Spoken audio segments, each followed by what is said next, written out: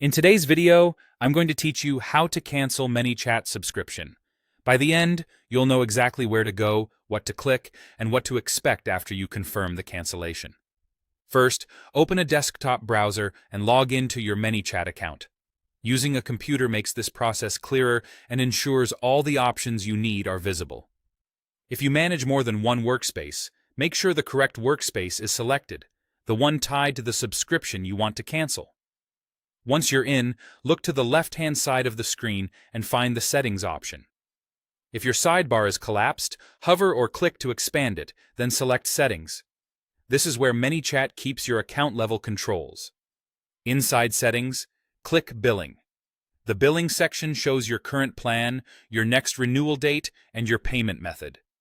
It's helpful to glance over this page to confirm you're viewing the right workspace and to see when your next charge is scheduled.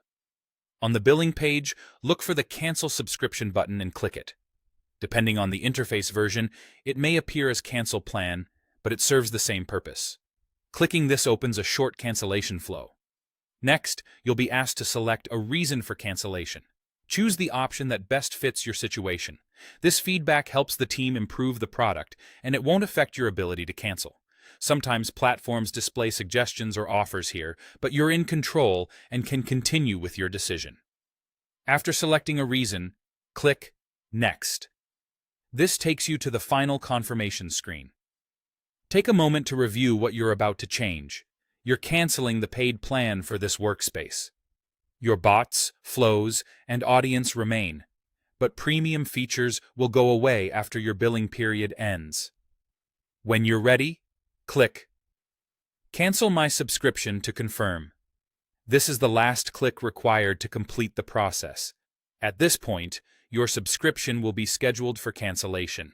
That usually means you won't be charged again, and you'll keep access to paid features until the end of your current billing cycle.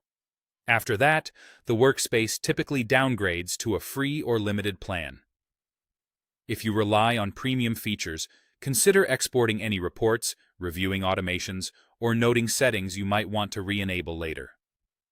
To double-check, refresh the billing page and look for a status message indicating the cancellation is scheduled. You may also receive a confirmation email. If you can't find the cancellation option, ensure you have admin permissions for the workspace and that you're on a desktop browser. And remember, you can reactivate a plan later from the same billing area if your needs change.